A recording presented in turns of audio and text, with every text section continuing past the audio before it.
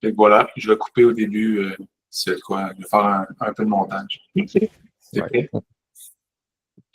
Génial. Donc, Robert, merci beaucoup d'être présent pour cette rencontre pour le magazine de transferentreprise.pro. Tu le sais, on a parlé, le magazine, ben, c'est un endroit où on veut répertorier différentes expertises au niveau du transfert d'entreprise, différentes visions, différentes expertises, évidemment, différents backgrounds aussi. Puis, je suis très content d'avoir la chance de te rencontrer aujourd'hui, Robert, pour parler de la préparation en amont d'un transfert d'entreprise. Puis pourquoi il faut se préparer à l'avance? On dit toujours le 3 à 5 ans. Fait que moi, aujourd'hui, je vais avoir un rôle de te poser des questions. Évidemment, c'est une discussion qu'on a ensemble. Mais pour commencer, ben, je vais te laisser quelques minutes pour te présenter, Robert, présenter ton background, d'où tu viens. Puis ça fait combien de temps déjà que tu fais du transfert d'entreprise? OK, alors merci Jean-Sébastien. Moi, de mon côté, j'ai commencé à travailler en 1976. Ça donne une idée, là. Alors, j'ai travaillé dans la grande entreprise pendant une trentaine d'années. Dans la grande entreprise, j'ai toujours été dans les postes de direction. Alors, j'ai travaillé dans les TI, j'ai travaillé 8 ans dans les RH, entre autres, là, où je me suis occupé du recrutement puis développement de compétences chez Bell Canada. J'ai travaillé, j'ai eu la chance de travailler, de faire des fusions avec compagnies américaines. J'ai eu plusieurs opportunités aussi. Je suis allé au Maroc quelques années, travailler en consultation. Alors, j'ai appris tout au long de ces années-là, en fait, l'importance là, de l'humain dans tout ça. Puis c'est ça qui m'a amené, après ma carrière en grande entreprise, de me lancer comme coach organisationnel, en fait, là, coach exécutif pour travailler principalement dans les PME. J'ai travaillé aussi dans la grande entreprise avec quelques dirigeants. Génial. L'idée, ça a été, quand je suis parti à mon compte, en réalité, c'est que j'ai toujours apprécié, moi, dans ma carrière, de coacher mes gestionnaires. Alors, je me suis dit, bon, ben, regarde, maintenant que j'ai lâché la grande entreprise, j'ai été suivre 1500 heures de formation en coaching, puis j'ai embarqué là-dedans. Et puis là, depuis 8 ans, là, que je travaille plus spécifiquement, pas seulement, mais aussi avec d'autres, mais en transfert d'entreprise, avec les cédants, les repreneurs, tout ça. Ouais. Génial. Avec un long parcours, une certification en coaching, puis te voilà depuis plusieurs années accompagnateur de dirigeants d'entreprise, finalement, pour soutenir plus le volet humain, en fait, de ce qu'on comprend, de ce qu'on entend. Oui, c'est ça. Parce que peu importe que ce soit dans un transfert ou dans une compagnie, peu importe, le dirigeant a toujours une certaine solitude puis a besoin d'être accompagné. Ça, c'est définitif. C'est clair. C'est clair, clair, clair. Je l'ai dit un peu d'entrée de jeu, là, le 3-5 ans. T'sais, on parle toujours de 3-5 ans, puis dès qu'on navigue sur le web un petit peu, on dit toujours, ben, préparez-vous, le chiffre magique, c'est 3. En fait, le chiffre magique, c'est 3-5 ans. Pourquoi, selon toi, la planification d'entreprise, puis bon, oui, une bonne planification, c'est essentiel. Pourquoi c'est essentiel? Puis pourquoi 3 à 5 ans? Pourquoi si longtemps que ça à l'avance? Je pose direct la question. Oui, ben, en fait, il y a plusieurs raisons à ça. Il y a une des raisons, c'est qu'au moment où le cédant commence à penser à vendre à son entreprise, il faut qu'il pense aussi qu'il peut avoir des imprévus qui se présentent. Il y a la maladie, il y a toutes sortes de raisons qui peuvent faire en sorte que si on planifie s'en aller, ben, il faut planifier aussi peut-être, parce que c'est rare qu'on va prendre notre retraite à 30 ans. Là. Oui, c'est assez rare. Souvent, les cédants, il faut qu'ils pensent à ça. Mais essentiellement, l'idée en arrière de ça, c'est parce que quand on parle de transfert d'entreprise, on parle de la portion transaction. Souvent, les cédants vont penser, ben, je vais vendre mon entreprise, je vais me trouver, mon comptable va regarder ça, puis on va trouver un releveur, et merci, bonsoir, ça va se faire. Mais ça ne se fait pas si vite que ça, puis si facilement que ça. Là. C'est pour ça qu'on parle de 3 à 5 ans, puis même dans certains cas, c'est plus. Dans le fond, là, il y a des aspects juridiques à regarder, il y a les aspects contractuels, il y a l'impact fiscal pour le cédant, tous les aspects financiers, si on peut dire, stratégiques, même au niveau des employés là, à l'interne. Fait que, il y a beaucoup de choses. Beaucoup de choses à regarder. Puis oui, on parle évidemment financier, le fameux 2 ans au niveau l'épuration d'entreprise, etc. Puis là, avec toi, évidemment, on va te focaliser un peu plus au niveau de l'humain, mais Ouais, on le sait, c'est une épreuve humaine, le transfert, vraiment. ouais. Oui, bon, financier, c'est important, on s'entend à 100%, mais ça reste que c'est une épreuve vraiment, vraiment humaine. Euh, Puis pourquoi, selon toi, en fait, c'est quoi selon toi, les défis psychologiques et émotionnels que les entrepreneurs, ils vont vivre, qu'ils vont rencontrer? Puis qui explique aussi potentiellement ce délai de préparation-là, pas juste financier, mais qu'il faut manager cet aspect psychologique-là, on va dire quand même. Oui, c'est ça. Puis il y a différents cas, là, selon que, par exemple, si le cédant a déjà un repreneur à l'interne, s'il n'a pas encore trouvé son repreneur, si c'est un repreneur dans la famille, Mhm. ou s'il y a plus qu'un repreneur. Ouais, Alors, tout ça, ça fait en sorte que ça amène des contextes un petit peu différents. ouais, Puis, 100%. même psychologiquement, là, si je parle seulement du cédant lui-même, là, euh, il faut dans sa tête qu'il fasse le processus de lâcher prise. Mhm. Il faut qu'il comprenne que son entreprise ne vaut peut-être pas aussi cher qu'il pense qu'elle vaut. Ouais, Ça arrive, ça aussi. Il y a des fois des situations où le cédant euh, va vouloir transférer à ouais. des enfants, par exemple, mais là, il y a des conflits familiaux qui peuvent survenir. Alors, dans tout ce processus-là, Ouais. ça complexifie automatiquement. Je vous donne juste un exemple, mettons, s'il y a 2 enfants, Mhm. et dans les 2 enfants, il y en a un qui est très, très, très bon, administrativement parlant. Il travaille Ouais. dans l'entreprise depuis un bout, puis il est solide. Mais l'autre enfant n'a pas les mêmes aptitudes, mais veut avoir l'entreprise aux mêmes conditions. Il Ouais. veut travailler dans l'entreprise, avoir le Mhm. même salaire. Puis Ouais. peut-être qu'il y a un autre enfant, lui, qui ne veut pas être dans l'entreprise, mais ne veut pas perdre son patrimoine. Ouais. Alors, Un beau cédant, mix d'émotions, clairement. ben, c'est ça, c'est que le cédant, à ce moment-là, il est pris entre son rôle de leader qui veut vendre son entreprise, il Mhm. est pris dans son rôle de père de famille, Ouais.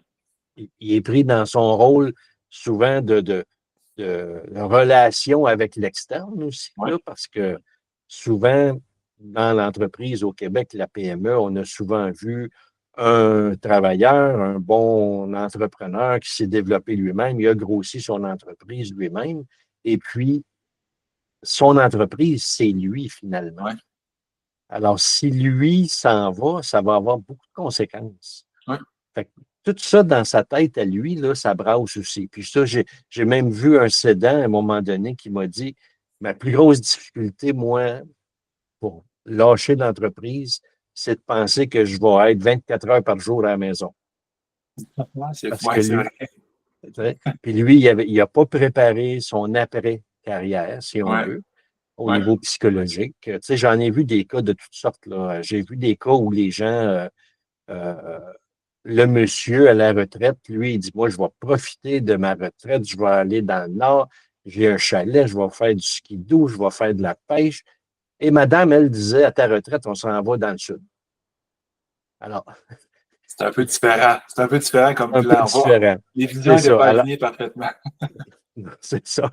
Alors, il y a eu un clash là, au niveau de leur relation. Ils sont restés ensemble là, finalement. Mhm. Mais quand même, c'est le genre de choses qui peut arriver. Alors, l'aspect psychologique du cédant est très impacté par toutes sortes de choses. Puis, un des éléments qu'on oublie souvent, c'est le sentiment d'être utile dans la société, Ouais.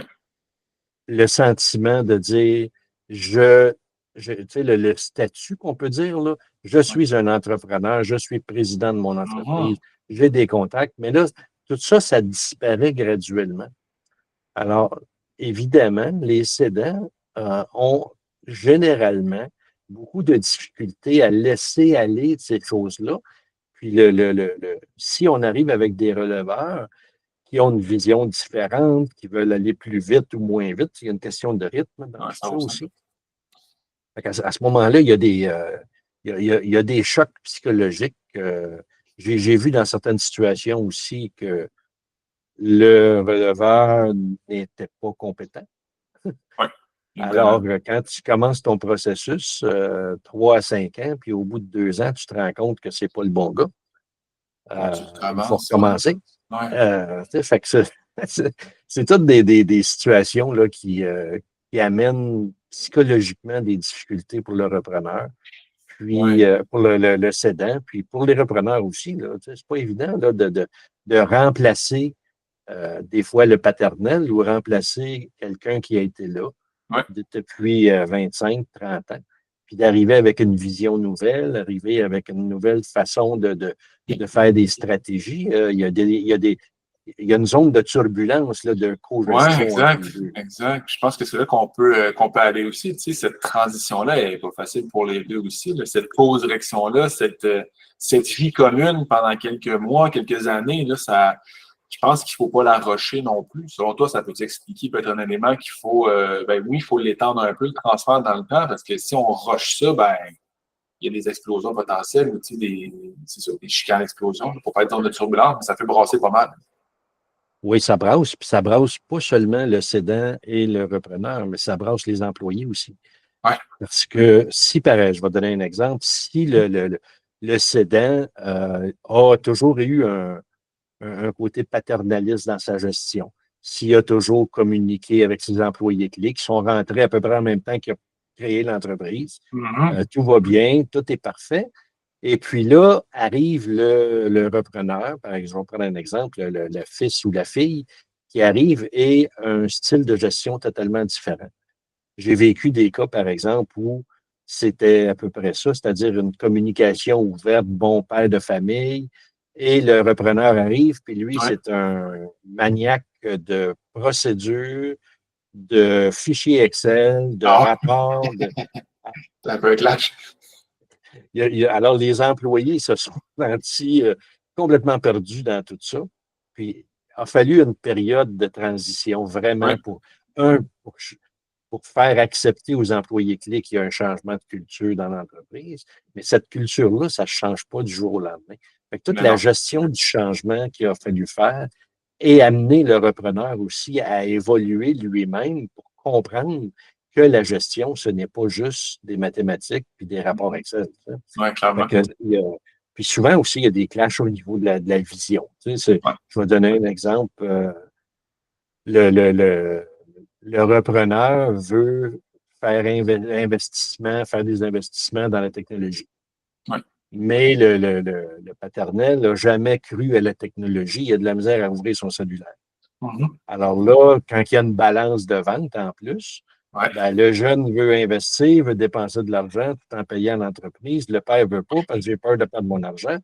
Ouais. Tu comprends le pattern, là, c'est un peu ça. Là, tu sais. Ouais, puis c'est sont à deux opposés dans leur carrière, là. Un veut l'accélérer, l'autre veut protéger son patrimoine aussi. Ça amène une certaine, je vais dire défensive psychologique, c'est pas ça, mais une certaine différence de vision, si on veut. Ben, c'est qu'au départ, tu sais, puis c'est pour ça que quand tu travailles avec ces gens-là, c'est super important de regarder c'est quoi leurs objectifs, c'est quoi leur vision, autant l'un que l'autre, c'est quoi les valeurs. Tu sais, si on part, par exemple, d'un cédant qui a des valeurs de qualité, de relation, etc., avec ses fournisseurs, et le repreneur arrive, lui, avec des valeurs de rentabilité, des valeurs de productivité, des valeurs qui sont complètement autres, ben, automatiquement, ça a un impact non seulement sur la relation client, la relation fournisseur, mais avec les Ouais. employés clés. Tu sais, j'ai eu un employé clé à un moment donné qui avait à peu près commencé l'entreprise en même temps que le cédant. Ouais. Puis, quand on travaillait avec lui, il nous a dit la journée où c'est le fils qui va signer mon chèque, puis je démissionne. Alors, il y avait toute une préparation Ah ouais, psychologique à vraiment. faire, non seulement du cédant, et du repreneur, mais les employés clés aussi. Puis l'employé clé, c'était un mononcle dans la Je comprends. famille. Ouais. Parce que ça aussi, ça arrive des fois, là, qu'il y a beaucoup de familles dans les PME. Mhm. Fait qu'il y a à gérer cet aspect-là, particulièrement si c'est des employés clés dans l'entreprise. Là, t'sais. Parce qu'eux Ouais, autres, ils c'est ont vu clair. les enfants, ils les ont vus élevés dans l'entreprise. Là. Ils ont vu Ouais. Le jeune commençait à 12 ans, passer le balai, puis là, il faut qu'il soit mon boss maintenant. Oui, c'est ça. Ils ont vu à leur seuil les compétences à l'occasion, qui ont surmonté, etc. Puis, mais ça peut-être que l'image n'a pas changé finalement, même si on réussit à se développer. Je peux comprendre. Effectivement. Ouais, c'est intéressant. Tantôt, tu as parlé d'obstacles potentiels, tu sais, bon, la maladie qui pourrait arriver, ben finalement, c'est pas la bonne relève, il faut se revirer de bord, puis ben moi, en tant que cédant, j'ai pas rajeuni dans les 3 dernières années, puis il faut peut-être que je commence à penser à l'avant, tu sais.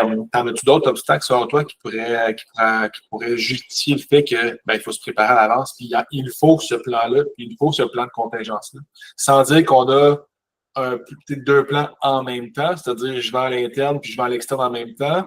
Mais bref, juste pour peut-être résumer ma question, parce qu'il y a plusieurs idées, mais as-tu d'autres obstacles potentiels, finalement, que tu vois que ces deux-là qu'on a nommés, puis qui justifient qu'il faut te préparer à l'avance? Grande parenthèse pour une petite question, finalement. Ben, tu vois, un des principaux obstacles que le cédant ne réalise pas, c'est qu'au moment où il veut vendre, où il pense vendre son entreprise, il se doit de faire un ménage. Tu sais, Oui, des fois, on entend les expressions dans les émissions de décoration, peu importe, là, de vente là, de maison, home staging. Ben, oui, il y a une business staging aussi qui doit être faite. Puis ça veut dire quoi? Ça veut dire de remettre les papiers à l'ordre. Très souvent, les papiers ne sont pas ouais, à l'ordre. 100%. Ouais, Euh, les processus sont basés sur le fait que tel employé est là, parce que si lui n'est plus là, le processus va changer. je suis Euh, d'accord. tout le ménage, en réalité, là, puis Mhm. pour valoriser l'entreprise aussi. Exact. Hein. Parce que si le cédant pense de vendre à l'externe ou peu importe à qui, euh, Mhm. il faut qu'il aille chercher la meilleure valeur potentielle pour son entreprise. Puis pour ça, il faut qu'il fasse du ménage. Ouais, Parce que 100%. l'acheteur, tu sais, l'acheteur, normalement, va faire ce qu'on appelle un due diligence. Ouais. Il va venir regarder les processus, il va venir regarder toutes les finances, il va regarder un peu de tout.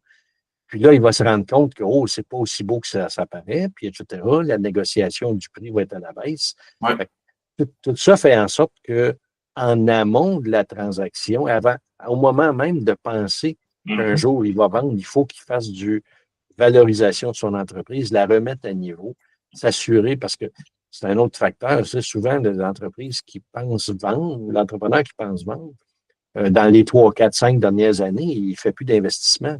Non, Il ne se met pas à niveau au ça niveau c'est rare, effectivement. technologique.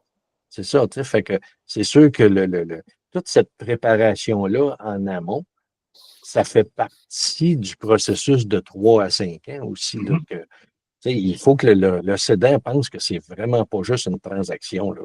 Non, c'est clair. Puis il y a tellement de choses quand on pense à la valorisation. Hein. Tu sais, quand on a un plan d'action bien défini, il y a tellement de petites actions qu'on peut faire pour valoriser l'entreprise.